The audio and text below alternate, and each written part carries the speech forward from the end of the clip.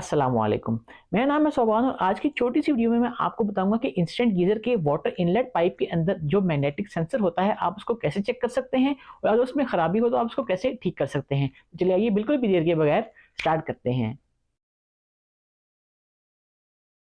Second problem जो है वो आपका आ जाता है इस मैग्नेटिक सेंसर के ऊपर। बेसिकली ये मैग्नेटिक सेंसर क्या करता है कि जैसे ही आपका पानी का प्रेशर यहाँ से आता है, पानी इन होता है, तो ये सेंस करता है और इस मैग्नेटिक सेंसर को ये इस जगह से ऊपर ले जाता है। ठीक है, जैसे यहाँ से ये ऊपर जाता है तो ये इग्नाइट करता है और इंडिकेशन देता है और यहाँ पे गीजर जो है वो ऑन हो जाता है। अक्सर हमारे पास ये मैग्नेटिक सेंसर जो है वो खराब हो जाता है। आज अभी मैं आपको इसको खोलकर साफ करने की भी बारे में बताऊंगा। ये देखिए, ये सामने आप देख रहे हैं छोटा सा आपको मैग्नेटिक सेंसर नजर आ रहा होगा। जैसे ही मैं इसको नीचे करूंगा तो ये देखिए ये चलने के लिए स्पार्क कर रहा है। जैसे ही मैं इसको वापस उल्टा करूंगा तो ये जो है ये बंद हो जाएगा। मैं अब आपको एक और तरीके से गीजर को ऑन करके दिखाता हूँ।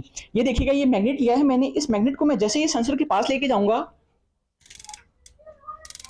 तो ये ऑन हो रहा है। जैसे दूर कर रहा हूं तो ये बंद हो रहा है। जैसे ऑन कर रहा हूं ये ऑन हो रहा है। इस तरीके से आप ये चेक कर सकते हैं कि ये मैग्नेट जो है, जैसे ही मैं एक बाहर से मैग्नेट लेके इसके पास लगाऊंगा तो ये ऑन हो जाएगा। तो ये बेसिकली वो मैग्नेट सेंसर की जगह है जिसके ऊपर जब ये यहाँ से पानी इन जाएगा तो ये ऊपर हो जाएगा। उसके बाद जब पानी बंद हो जाएगा तो ये मैग्नेटिक सेंसर वापस अपनी जगह पे आ जाएगा। अभी हम इसको खोलते हैं और उसको हम साफ करते हैं। ये है इसका सेकेंड मेथड।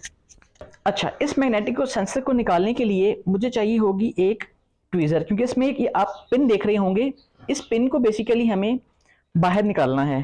ठीक है, तो इसके लिए मैं एक कैंची का इस्तेमाल कर रहा हूं। ठीक है, इसको यहां से मैं इसे दबाऊंगा और बाहर कैंची का, ये देखिए ये वो लॉक है बेसिकली जिसने मैग्नेटिक सेंसर को रोका हुआ था। इस लॉक को मैंने बाहर निकाल लिया है। इसको मैं यहां रख देता हूं। उसके बाद जैसे ही मैं इसको नीचे उल्टाऊंगा ना, ये देखिए ये वो मैग्नेट सेंसर है जो मेरे पास नीचे उल्टाने से बाहर आ गया है।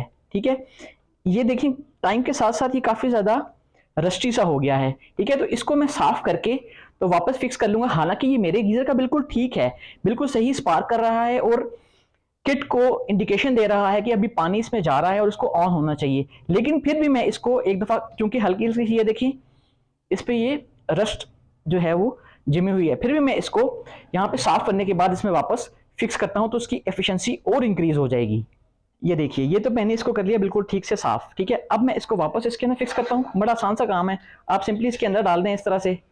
ठीक है, और उसके बाद इसका जो लॉक है वो एहतियात से इसके अंदर वापस सीधा सीधा लेकर इसमें आप इसको वापस इसके अंदर फिक्स कर दें।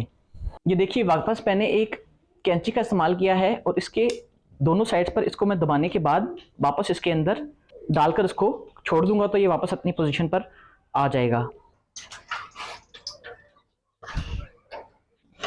ये देखिए, ये अब अगर आप देख सकें गौर से तो ये बिल्कुल सीधा अपनी वापस इस पोजीशन पे आ गया है और इससे आपका जो मैग्नेटिक सेंसर है वो वापस नहीं आएगा पानी के बंद होने पर या इस मैग्नेट सेंसर के नीचे आने पर।